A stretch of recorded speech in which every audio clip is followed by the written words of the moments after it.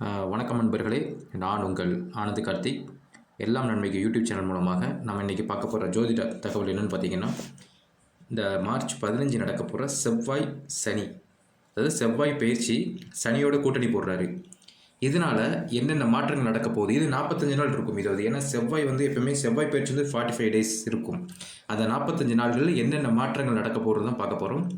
அதில் எந்த ராசிக்கு நம்ம பார்க்க போகிறோம் பார்த்தீங்கன்னா, துலாம் ராசிக்கு தான் நம்ம பார்க்க போகிறோம். துலாம் ராசிக்கு இந்த செவ்வாய் பயிற்சி செவ்வாய் சனி கூட்டணி எப்படி இருக்க போகிறது தான் பார்க்க போகிறோம். நீங்கள் பார்த்தீங்கன்னா, துலாம் ராசி அன்பர்களுக்கு செவ்வாய் பகவான் கரெக்டாக மகரத்துலேருந்து கும்பத்துக்கு மாறுறாரு. அப்படின்ட்டு இருக்கும்போது அது சனியோட வீடு தான். அது துலாம் ராசிக்கு 5ஆம் வீடு குறிக்கும். பூர்வ புண்ணியம்னு சொல்லுவாங்க பார்த்தீங்கன்னா, அந்த இடத்த குறிக்குது. அப்போது இந்த செவ்வாய் பயிற்சியாக இருக்கட்டும், செவ்வாய் சனி கூட்டணியாக இருக்கட்டும், இதன் மூலமாக என்னென்ன விஷயம், அதாவது அட்வான்டேஜாக இருக்கட்டும், டிஸ்அட்வான்டேஜாக இருக்கட்டும், ரெண்டும் என்னென்ன விஷயங்கள் நடக்க போகுதுன்றதை பார்ப்போம். அதுக்கு முன்னாடி பார்த்தீங்கன்னா, கும்பராசிக்கு செவ்வாய் வர்ற சனியை விடு, இவங்க 2 பேருக்குமே எப்பயுமே ஒரு விஷயம் உண்டுங்க, சாதகமான சூழ்நிலையும் இருக்காது. ஏன்னா 2 பேருக்குமே பகைன்னு ஒரு இது இருக்கும். தனிப்பட்ட முறையில் நீங்கள் செவ்வாயை பார்த்தீங்கன்னா, செவ்வாய் பகவான் ஒரு மனிதனோட ரத்தம் சம்பந்தமானது, தைரியம், பணம், நிறைய விஷயங்கள், அதிகாரம் சொல்லுவாங்கள்ல, அதிகாரம், அரசியல் அதிகாரம், எல்லாத்துக்குமே செவ்வாயோட பங்கும் ஒரு பங்கு உண்டு. அப்போ இந்த செவ்வாய் பகவான் சனியோட சேரப்போகிறார். செவ்வாய் சனி சில இடங்களில் சில மாற்றங்களையும் சில ஆட்டத்தையும் காட்டுவாங்க. அப்போ அதான் நடக்க போகுது. அப்படின்றது இந்த துலாம் ராசி அன்பர்களுக்கு இந்த செவ்வாய் சனி கூட்டணி எப்படி இருக்கும்ன்றதை நம்ம இதாக பார்க்கலாம். எப்பயுமே நான் சொல்லியிருப்பேன், துலாமுக்கு 5ஆம் இடத்துல செவ்வாய் சனி வராங்க. அப்படின்ட்டு இருக்கும்போது அது என்னென்னா, முதல்ல ஒரு விஷயம் சொல்லிக்கிறேன், உங்களுடைய ஆரோக்கியம்ன்ற விஷயத்தில் கொஞ்சம் கவனம் தேவை. சில பேர் எக்ஸசைஸ் பண்ணிகிட்டு இருந்தால் உடம்புக்கு நல்லா இருக்குது, அந்த மாதிரி ஃபீல் பண்ணுறவங்க கண்டிப்பாக எக்ஸசைஸ் பண்ணுங்கள். ஏன்னா உங்களுடைய உடற்பயிற்சி மூலமாக சில விஷயத்தை சரி பண்ண முடியும். எதுவுமே செய்யாமல் இருந்துட்டிங்கன்னா அது மூலமாக பண விரயமாக அதிகமாகிறதுக்கு போகிறதுக்கு வாய்ப்பு இருக்குது. எதுக்கு சொல்கிறேன்னா, மருத்துவம் சார்ந்த விஷயம் காட்டுதுங்க. அப்படின்ட்டு இருக்கும்போது ஒரு ப்ரெஷர், இந்த மாதிரி விஷயங்களுக்கு நீங்கள் இப்போ மருத்துவம் சார்ந்த விஷயத்துக்குள்ளே நீங்கள் போனீங்கன்னா, இந்த ஒரு மாதத்துக்குள்ளே உங்களுக்கு அதிகப்படியான பணங்கள் உங்களை விட்டு போகிறதுக்கு வாய்ப்புகள் அதிகமாக காட்டுது. அது இந்த செவ்வாய் சனி பயிற்சி இந்த கிரக கூட்டணியில். அதே நேரத்துக்கு இந்த செவ்வாயும் சனியும் சேர்ந்து கரெக்டாக எப்படி பார்ப்பாங்கன்னா, ஒரு விஷயம் 7ஆம் இடம் பார்ப்பாங்க, லாபஸ்தானத்தை தான் பார்க்காங்க, 7ஆம் பார்வை. அப்போ அது லாபஸ்தானம் பார்க்கும்போது பார்த்தீங்கன்னா, சனிக்கு அது பகை வீடு. ஸோ புரியுதுங்களா? செவ்வாய்க்கும் அது ஒரு நட்பு வீடு, அது சூரியனோட வீடுன்னு சொல்லுவாங்க. அதாவது சிம்மத்தை பார்க்காங்க. அப்போ என்ன ஆகும்னா, லாபம் கடந்து, அதாவது லாபத்தில் ஒரு பிரச்சனை உண்டு. லாபத்தில் பிரச்சனை இருக்குன்னா செலவுகள் அதிகமாக காட்டுது. அதனால் கொஞ்சம் பார்த்து செலவு பண்ண பாருங்கள். வண்டி வாகனம்ன்ற விஷயத்தெல்லாம் இந்த டைமில் கொஞ்சம் செலவுகள் வர வாய்ப்பு இருக்குது. நீங்கள் அதை கொஞ்சம் கண்ட்ரோல் பண்ண பாருங்கள். முக்கியமான விஷயம் என்னென்னா, உங்களுடைய உடம்பு ஹெல்த் விஷயத்தில் தான் நீங்கள் கண்ட்ரோலாக இருக்கணும். கொஞ்சம் உணவு சம்மந்தமான விஷயத்துலையும் கொஞ்சம் கேர்ஃபுல்லாக இருந்து கொண்டு போனீங்கன்னா கண்டிப்பாக இந்த செவ்வாய் சனி கூட்டணி உங்களுக்கு கொஞ்சம் சாதகமாக கொண்டு போகிறதுக்கு வாய்ப்புகள் அதிகங்க. நான் என்ன சொல்கிறேன், துளாராசி அன்பர்கள் இந்த நேரத்தில் பண விஷயத்துலையும் கொஞ்சம் கரெக்டாக இருங்க. யாராவது ஒருத்தங்க ஒரு உதவியோ இல்லை ஏதாவது ஒரு விஷயம் கேட்காங்கன்னா அதை தீராக விசாரித்து கொடுங்க. ஏன்னா இந்த நேரத்தில் நீங்கள் ஒரு பணத்தை நீங்கள் வெளியே விட்டீங்கன்னா அந்த பணம் திரும்பி வராது. கொஞ்சம் அது இருபறி இருக்கும். அப்போ இதுக்கு முன்னாடி எனக்கு விட்டுருக்க அந்த பணம் வரலன்னா, ஆனால் அந்த பணங்கள் கூட உங்களுக்கு கிடச்சிரும்.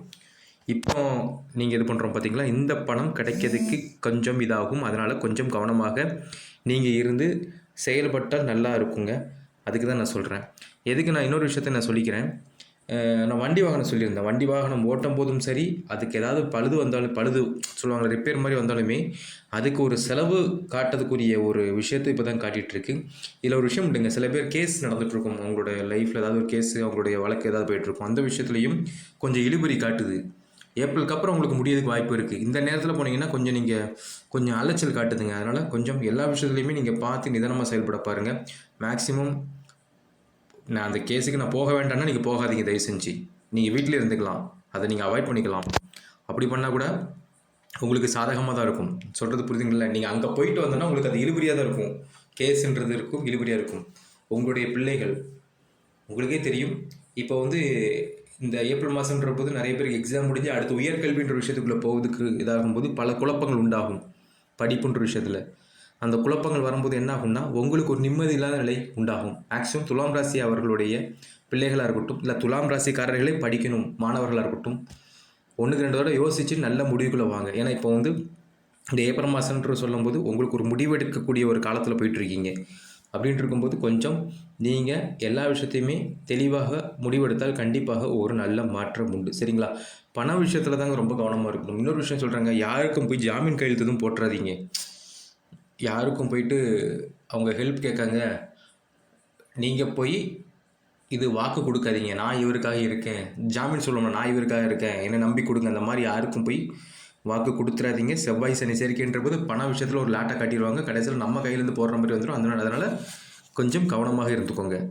நீங்கள் ஒவ்வொரு விஷயத்துலையும் நீங்கள் கவனமாக இருந்தீங்கன்னா கண்டிப்பாக இந்த காலம் வந்து உங்களுக்கு ஒரு நல்ல காலமாக தான் போயிட்டுருக்கும். ஏன்னா வருமுன் காப்புன்னு ஒரு விஷயம் உண்டுங்க. இப்போ உங்களுக்கு தெரிஞ்சிருக்கும், இது நான் சொல்லி தான் இல்லை, கண்டிப்பாக உங்களுக்கே தெரியும்.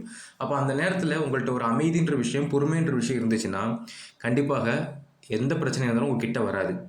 அதுதான் மெயின் காரணம். இந்த நேரத்தில் வந்து உங்களுக்கு 5ஆம் இடத்துல இருக்கும்போது நான் உடனே சொல்லிக்கிறேன், உங்களுடைய குலதெய்வமாக இருக்கலாம், இல்லைன்னா இஷ்ட தெய்வமாக இருக்கலாம். குலதெய்வம் இருக்கிறவங்க குலதெய்வத்தை வணங்க பாருங்கள். குலதெய்வம் இல்லாமல் குலதெய்வம் தேடிட்டு இருப்பாங்க பார்த்தீங்களா, அவங்களுக்கு அவங்களுடைய இஷ்ட தெய்வம் இருக்கும். அந்த இஷ்ட தெய்வத்தை எடுத்து வணங்க பாருங்கள். அந்த வணங்கும் போது கண்டிப்பாக ஒரு நல்ல மாற்றத்தை அந்த இறைவன் கொடுப்பார். புரியுதுங்களா? அதனால் நான் என்ன சொல்கிறேன்னா, துளாராசி அன்பர்கள் வந்து எதை பற்றியும் யோசிக்காமல் உங்களை மட்டும் யோசிங்க, மற்றவங்களை பற்றி யோசிக்காதீங்க. யோசிக்காமல் இருந்தீங்கனாலே உங்களுக்கு எல்லாமே நல்லதாக தான் நடந்துகிட்ருக்கும். எதுக்கு நான் சொல்கிறேன்னா, இன்னொரு விஷயத்தையும் நான் சொல்லிக்கிறேன், அதையும் நான் சொல்லிக்கிறேன். துளாராசி அன்பர்களுக்கு வந்து செவ்வாய் சனி சேர்க்கைன்னு சொல்ல பார்த்தீங்களா, 11ஆம் இடத்தை பார்க்குறாங்க. அந்த 11ஆம் இடம்ன்ற போது உங்களுக்கு மேலே இருப்பாங்கல்ல, இப்போ அந்த அரசியல்லாம் இருப்பாங்க, சமூக சேவை சமூக பணியெல்லாம் இருப்பாங்க, அவங்களுக்கெல்லாம் ஒரு வித நெருக்கடி உண்டாகும் மறைமுகமாக. ஏன்னா உங்களை பற்றி புரளி பேசுகிறதுக்கு ஒரு வாய்ப்பு இருக்கும். அதனால் அதில் யாருக்கிட்டையும் எந்த ஒரு ரகசியத்தையுமே ஷேர் பண்ணாதீங்க. அரசியலாக இருக்கட்டும், பொது இதில் இருக்கிறவங்களா இருக்கட்டும், இல்லை வேலை சார்ந்த விஷயத்துலையும் எதுவுமே உங்களுடைய விஷயத்தையே இருக்கட்டும், இல்லை உங்கள் விஷயம் உங்களுக்கு தெரியுது, அதை பற்றி எதுவும் பேச வேண்டாம். எதுக்கு நான் பேச வேண்டாம்னு சொல்கிறேன்னா, நீங்கள் அதை பற்றி பேசுனீங்கன்னா கண்டிப்பாக நாளைக்கு அது உங்களுக்கு ஒரு பிரச்சனையில் கொண்டு முடியும். அதனால தான் நான் சொல்கிறேன். அதனால் துலாம் ராசி அன்பர்கள் வந்து ஒவ்வொரு விஷயத்தையும் அடியெடுத்து வைக்கிற ஒவ்வொரு பாதமாக இருக்கட்டும், வார்த்தையாக இருக்கட்டும், நீங்கள் பார்த்து போகிற பாதையாக இருக்கட்டும், எல்லா விஷயத்துலையுமே அதிக கவனம் எடுத்தீங்கனால் கண்டிப்பாக இந்த செவ்வாய் பயிற்சியாக இருக்கட்டும், சனி செவ்வாய் கூட்டணியாக இருக்கட்டும், எல்லாமே உங்களுக்கு கொஞ்சம் சாதகமான ஒரு சூழ்நிலை தான் உண்டாக்கும். மறுபடியும் சொல்கிறேன், துளாராசிக்காரங்களுக்கு வந்து உங்களுடைய குலதெய்வம் சார்ந்த வழிபாட்டை நீங்கள் கொண்டு வந்தீங்கன்னா கண்டிப்பாக எந்த பிரச்சனையும் வராது. நான் என்ன சொல்கிறேன்னா, இங்கே பிரச்சனை வரப்போகிறது கிடையாது, ஆனால் வர்ற பிரச்சனையை நீங்கள் தடுக்க போகிறீங்க தான் நடக்க போகுது. அதுக்கு தான் உங்களோட குலதெய்வத்தை வணங்க சொல்கிறேன். அப்படின்னு இருக்கும்போது நீங்கள் உங்களுடைய குலதெய்வத்தை வணங்கி ஒவ்வொரு விஷயத்தையும் நீங்கள் செஞ்சீங்கன்னா கண்டிப்பாக இந்த வரப்போகிற நாட்கள் ஒரு 1.5 மாதம் வைங்களேன், இந்த 1.5 மாதம் உங்களுக்கு சாதகமான சூழ்நிலையும் மிக நல்ல நிலையை கொண்டு வரதுக்கு அந்த இறைவன் துணை புரிவார். சரிங்களா? அதனால் சொன்ன மாதிரி நீங்கள் செஞ்சு கொண்டு போங்க, எல்லாமே நல்லபடியாக இருக்கும்.